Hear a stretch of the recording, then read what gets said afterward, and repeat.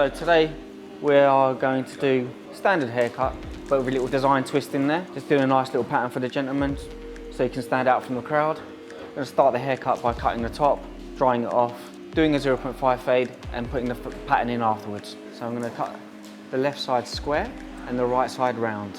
The reason for that is because I want to have the square side folding over to the right side, so it has lots of length to comb over. The right side, I want to do it more round, like so. That way it grows out nicely and hugs the head. I don't want to take it too short because I want some length for it to be styled back. If you cut hair too short, too soon, it may jump up and may not fall into the position that you'd like it to when you're finishing. So I'm going to cut a round layer into the back.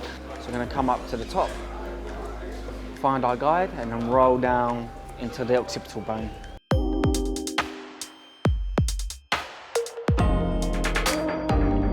Straighten with the two, nice and high. Don't be afraid to come to the side with your clippers as well, as long as the angle's right. So it's important to know the bone structure of the head, to know where all the curvatures are, so you know where you want to start and finish your fade.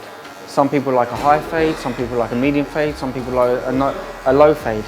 Without knowing these bone structures, it's not that easy to put your placement lines in and fade out from that position.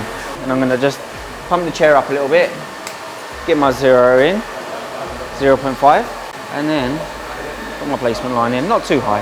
And then afterwards we're going to come fade this out.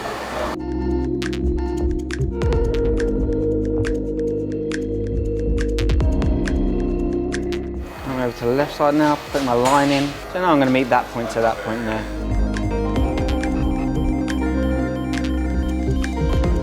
I'm going to go through and just fade as normal, starting with 1.75. Our filler guards. So even though I'm still working in columns and I'm going around the head quite quick, my machine is going up and down quite a lot to make sure that I cut that hair as I go around.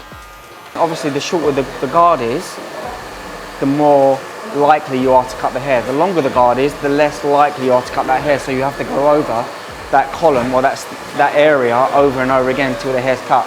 I like to, you know, when I'm fading, to put a lot of pressure on the head, but I always like to ask my clients if it's too much. If it does, I'll just kind of release the pressure a little bit. We emphasise client care to be just as important as cutting hair, because, you know, our promise is to get people job ready, and being job ready doesn't only mean you have to cut hair very well when you leave LSB. You have to be a very good professional standard to be able to secure a job too. So, you know, looking after your client throughout the service is part of the course. Using the one guard is my favourite guard because you can actually start seeing the line come out more than any other guard.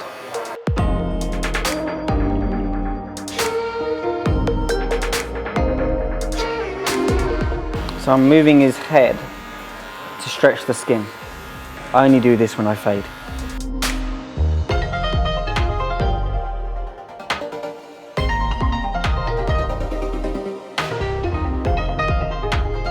I like to use scissor work after I've used the clippers just to soften out the fade.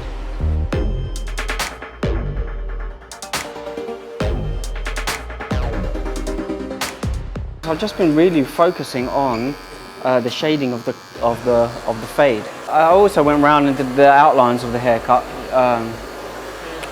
to frame the picture that I was creating, and it gives a nice strong look to the haircut, and it grows out much better. The head shape can throw off some different shades because the head's not a perfect sphere, so there's indentations, bone structures that can make the hair a different shade in different areas. So I'm just going to go through, you know, working on those details, making those better.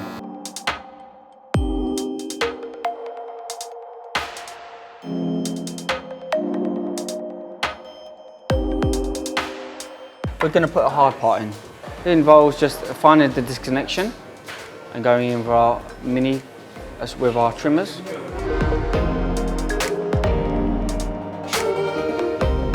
We're going to do a pattern, something a bit edgy, something a bit different for the gentleman, and then something that's quite in fashion at the moment, that a lot of gents are having.